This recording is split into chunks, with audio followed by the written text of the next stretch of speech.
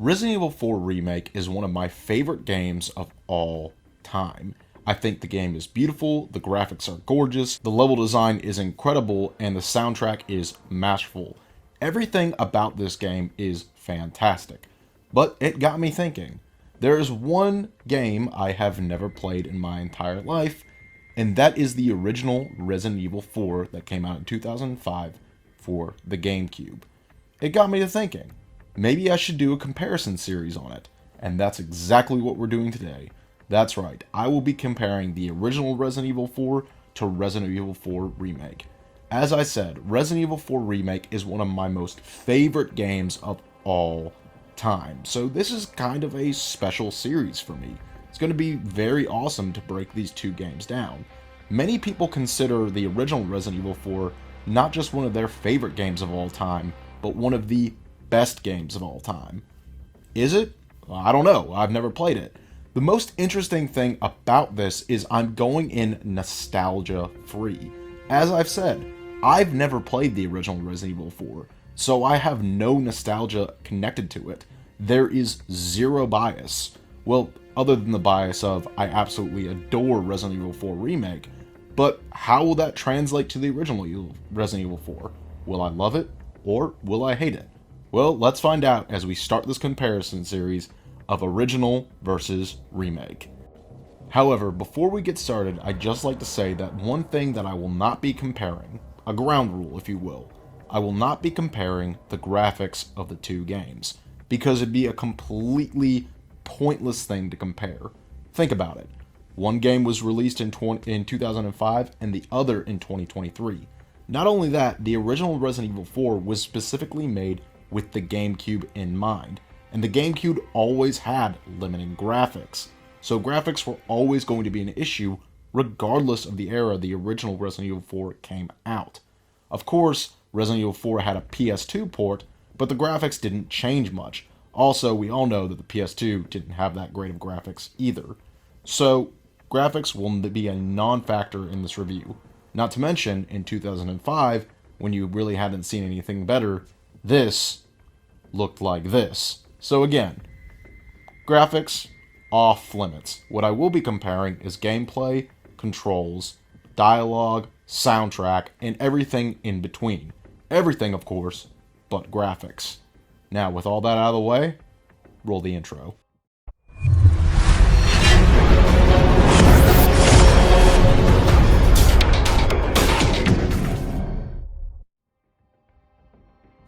The title card to Resident Evil 4 Original is exactly like something you'd expect from the time. It's busy, it's vibrant, it shows the main character and what he's supposed to be doing, and it's as edgy and as cool or badass as possible. Don't believe me? Just take a listen to how it sounds. Resident Evil 4. Excuse me. One of my favorite parts of Resident Evil 4 Remake is the intro. I think it's one of the best intros in video game history. And watching the original, I can already see a difference. Instead of retelling the events of Resident Evil 2 like he does in the remake, he's retelling the events of the first game, with Resident Evil 2 slightly sprinkled in there. Why? You weren't even there for the first Resident Evil game. How are you retelling the events of something you weren't there for? And him barely talking about Resident Evil 2, if you didn't play Resident Evil 2, you would have no idea how important Leon Kennedy is to this story. He's just retelling an event like someone who heard about it, not someone who lived through it, not someone who had a traumatic experience in it. And then he starts talking about how Umbrella's stock prices crashed. I don't care how Umbrella went under. I want to know what happened to you, not what happened to Umbrella. Look, just listen to the first couple seconds of this intro, because it is baffling to me. 1998. I'll never forget it. It was the year when those grisly murders occurred in the Arklay Mountains. Soon after, the news was out to the whole world, revealing that it was the fault of a secret viral experiment conducted by the international pharmaceutical enterprise, Umbrella. The virus broke out in a nearby mountain community, Raccoon City. and hit the peaceful little town, with a devastating blow crippling its very foundation. See what I mean? If you didn't play the second game, you wouldn't even know he was a baseline player. You would just think he's some guy who heard about the second game, and some guy who heard about the first game.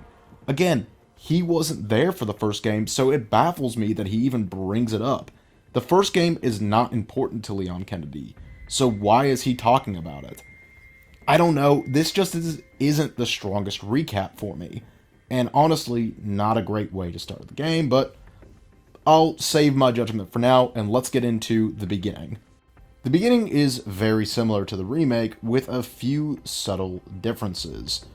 There's some few dialogue changes, and also there's some few weird things that take place in the conversation. For example, when they ask him who he's looking for, Leon Kennedy says this. Anyway, you know what this is all about. My assignment is to search for the president's missing daughter. Now, of course, this implies that they already know what he's doing there, but I don't necessarily like that angle of it. He just gives too much away in this conversation, and I'm not too crazy about it. Now, I get it. Again, it's implied that they already know, but I don't like that, and we'll get to why that is once we talk about the remake. Also, the voice acting in this scene as well, just take a listen. I was to assume the responsibility of protecting the new president's family. Cornel, why am I the one who always gets the short end of the stick? You, who are you really? Come on and tell us. You are a long way from home, cowboy. You have my sympathies. Guess that's a local's way of breaking the ice. Anyway, you know what this is all about. My assignment is to search for the president's missing daughter. What? All by yourself? I'm sure you boys didn't just tag along so we could sing Kumbaya together at some Boy Scout bonfire. Then again, maybe you did. Oh, you crazy American. It's a direct order from the chief himself. I tell you, it's no picnic. I'm counting on you guys. Yeah, the voice acting is, pretty god-awful. Also, the dialogue is not much better. I mean, just listen to what Leon says here. According to our intelligence, there's reliable information about a sighting of a girl that looks very similar to the president's daughter. Apparently, she's being withheld by some unidentified group of people. Very similar to the president's daughter. Oh my god. Look, I get it. The game was made in 2005 when people didn't really take video games seriously. Now, while this was a serious game, dialogue wasn't the main focus in video games in this era. I get it. But still, sightings of a girl that looks very similar to the president. Just say it's the president's okay, you know what? Look, I said I wouldn't compare graphics, but dialogue and voice acting is totally on the table. Also, I just want to bring up, I don't like this voice actor for Leon Kennedy. I get he's the OG, and I get a lot of people like him. But the voice just doesn't fit for me. It doesn't work. And honestly, that was one of my biggest issues playing through this game, was listening to his voice.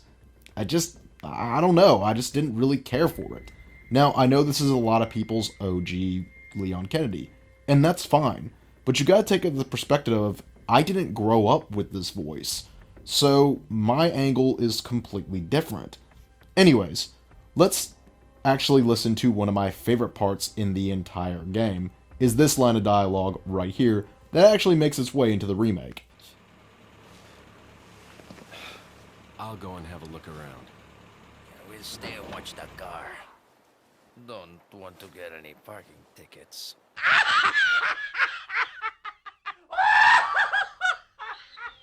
And of course from there, Leon leaves the car and goes to the first mission of the game. And we're introduced to Ingrid Hunnigan, someone who's going to be helping us out through this game. And this is where I figured out that Leon Kennedy in this game is kind of a dick. I hope you can hear me. I'm Ingrid Hunnigan. I'll be your support on this mission. Loud and clear. Somehow I thought you'd be a little older. So the subject's name's Ashley Graham, right? Wait, hold on, stop everything. What do you mean her name is Ashley Graham? Why are you even asking that question? You should already know this. This is your mission. You know what? I'm not going to think that far into it. 2005, Rando. Dialogue was not priority. Clearly. Anyways, we figure out the girl's name that we're looking for and what we need to do. And here we're introduced to the controls. My god, the controls. As you can see, these are tank controls. Now, if you don't know what tank controls are, what they are is you can only move with the left analog stick, and every time you aim, you stop. That's right, the camera doesn't aim, the character does. Anyways, let's go into the second cutscene. This is where we're introduced to Leon's amazing people skills.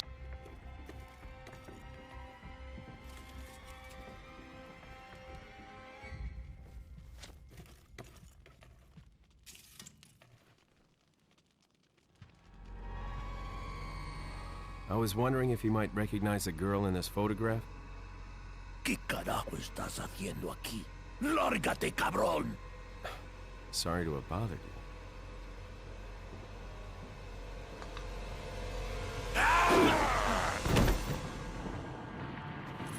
Freeze! I said freeze! Leon, my dude, I wouldn't waste your breath. I don't think he's gonna freeze. Alright, let's break this cutscene down, because there's a lot to talk about. First of all, what's happening here when the guy looks at him?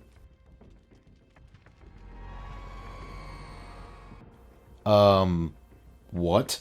Why is it playing that music? He just looks like a regular dude. I mean, yeah, sure, his face is wrinkled, but that's just because of age. Also, Leon, my dude, the guy more than likely doesn't know English, so why are you speaking English? Speak some You know what? I'm not even going to try. Anyways, we take the guy down, and then we're introduced to one of the most bizarre cutscenes I've ever seen. And I'll just let this cutscene speak for itself.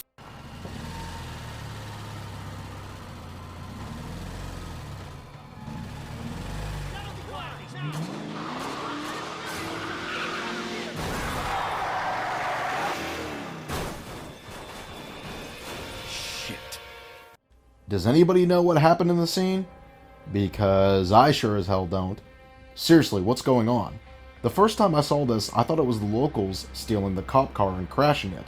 But upon further inspection, that's a truck, not the cop car. So what's happening? The thing is, I don't know, because throughout the entire cutscene, you're looking at Leon's face. So what's happening? Anyway, we escape the house and we go into our first gunfight. And this is where the controls really provide a problem. They provide a problem because you can only aim at one person at a time and see one person at a time, who's ever in front of you.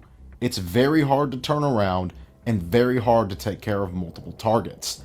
It makes it very, very frustrating. It's not scary, it's just rage-inducing. And it's not my idea of fun. Honestly, the controls took a lot of time to get used to, and I honestly don't know if I'm really all that used to them yet. However, I will say extra brownie points to this game for letting us save the dogs so early on. That is honestly the best part. All dogs should be saved in video games. I'm not wrong. Now run along, Poochie, we love you. And from here we enter into the town square. Now for this part, because of how similar the layout is, I actually used my knowledge of the remake, sneaking around the back to try and assassinate this old lady to not draw attention to myself. However, due to the controls, and due to not being really able to crouch or sneak around in this game, she practically caught me immediately, and of course alerted everyone to my presence in the town. From there I entered in this house, knowing that there'd be a shotgun and shotgun shells in this room. However, what I did forget is entering this house actually triggers Dr. Salazar to come out early. Yeah, I had totally forgot that. I just really wanted the shotgun and triggered one of the most hardest people to kill in Resident Evil. Besides the brutes, of course. Which I'm not even too sure are in the original, but I guess we'll find out when we do part 2. Anyways, so, of course I ran upstairs, grabbed the shotgun, but once I got up there, I totally forgot about the shotgun shells, and left him in the house, as you're about to see here. I was too eager to get out of there and stop Dr. Salazar, and I jumped out without grabbing extra shells, which I eventually went back for, but I initially forgot them. However, from here, things actually kind of played out normally like it does in the remake, until the battle, I eliminated everyone, all my enemies, and then the bell sounded. Lord Sutler.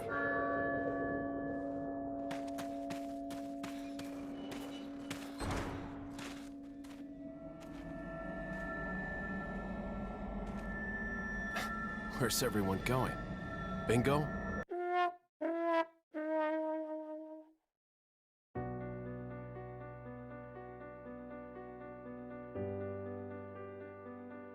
That's right, we have reached the first part to the Resident Evil 4 Remake comparison. Look at the title screen, look how simple and easy it is. Also, listen to how it sounds.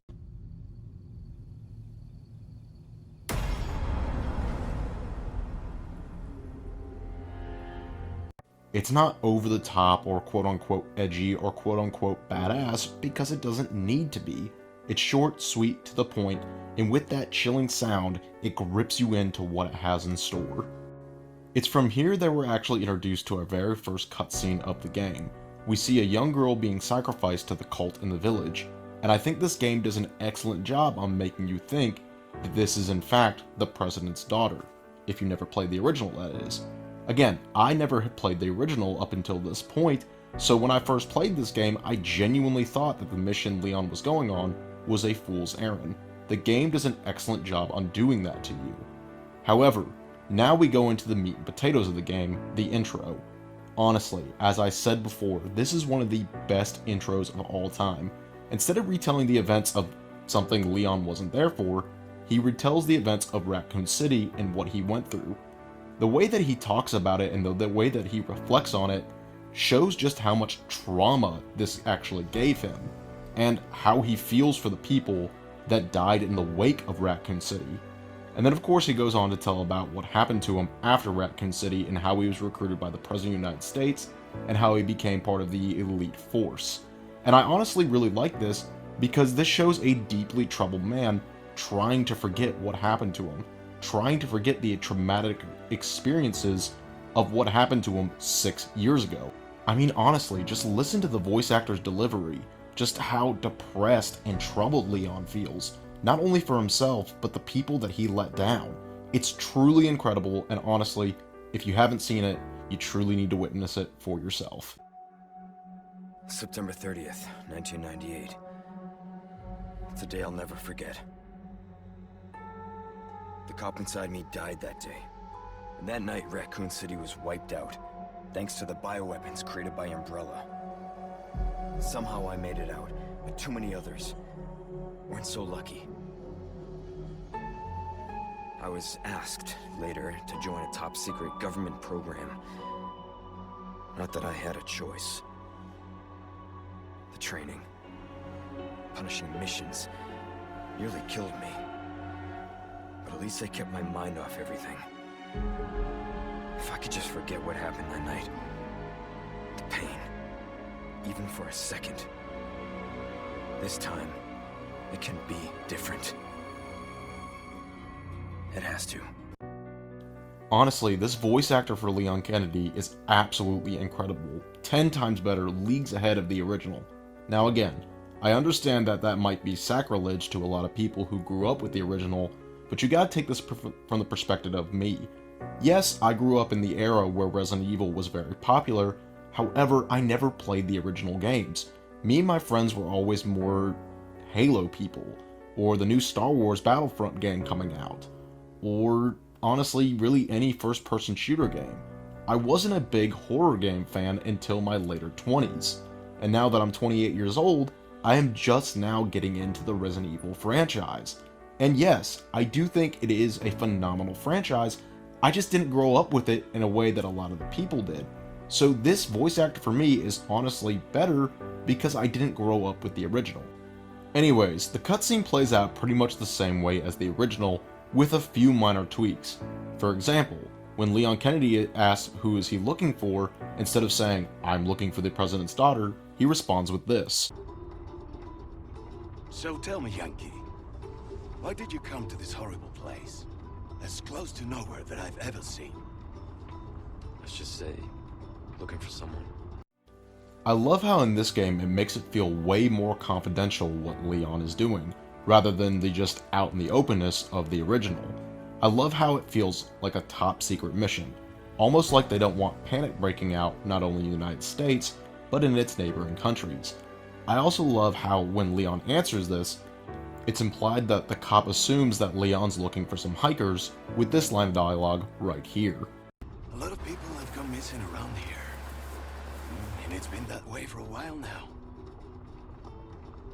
Well then, should be just another day in the office, right? I mean, last week there was a search for some missing hikers. I love how it implies that he assumes that Leon is now picking up that search to find those hikers. Also, what I love is, instead of the original of these guys just being assholes, the game implies that they are both incredibly drunk with this line of dialogue right here. It's quick, so pay attention.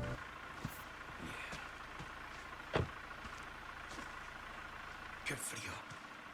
¿Te has bebido el bar entero? The cop driving asks the other cop if he drank the entire bar this time, which of course implies that they are both drunk. They were both at the bar after their shift and then were told to escort Leon Kennedy to this town. I love that. Instead of making these cops assholes, they couldn't help even if they wanted to, because they are both completely drunk off their ass. Which is why I think this cop wanders off when he hears a noise rather than staying put or getting back in the car. He's not thinking straight because he's drunk. And then of course when Leon goes into town to look for him, one of my favorite lines of dialogue returns from the original. Oh, what's the car? Wouldn't want to get a parking ticket. From here we enter the town and go to that shack just like the original. However, along the way there's a carcass of a dead cow, I think, but it shows just how crazy and how unstable these people that we're about to fight really are. And from here, it's pretty much the same. You enter the shack and run into an elderly gentleman who presumably owns it. But this time, Leon actually shows actual people skills, and instead of trying to speak to him in only English, this version of Leon understands that this guy more than likely doesn't know a lick of English, so he speaks to him in Spanish.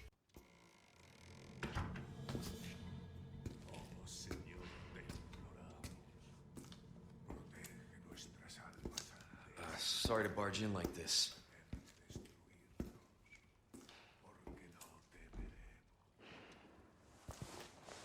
Busco a un policía.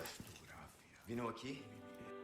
I honestly love this scene to bits, because it doesn't have an over-the-top sound. In fact, the musical cue here is just subtle enough to let you know that there is something wrong with the man, and of course his facial features and the way that he moves let you know that the man is clearly unwell. But of course, Leon being optimistic, asks the man very politely if he's seen a police officer walk through here. In Spanish, of course, because he understands that this man more than likely does not know a lick of English. And from there, he finds the missing police officer's badge on the ground and realizes something is very wrong. And when the man attacks him, instead of asking him to freeze, Leon pulls an immediate, awesome, badass move.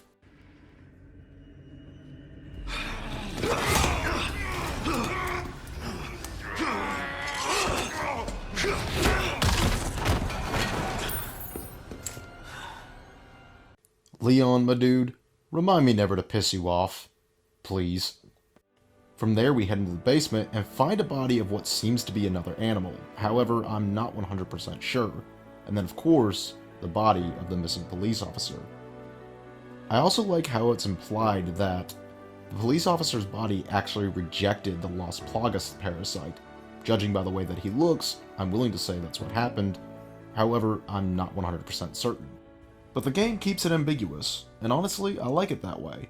And instead of having a weird, bizarre cutscene where Leon looks out the window and we can't see what's happening, we actually hear the other cop being kidnapped over the radio. From here we go to exit the shack, and we see just what kind of threat we're actually dealing with. What was that?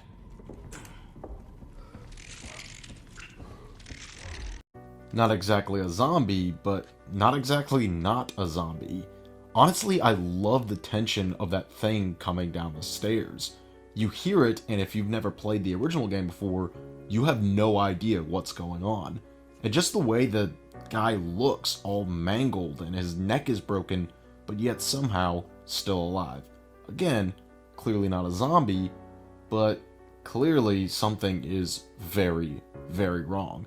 And from here, we're actually treated to a really good cutscene on Leon Kennedy actually understanding his mission.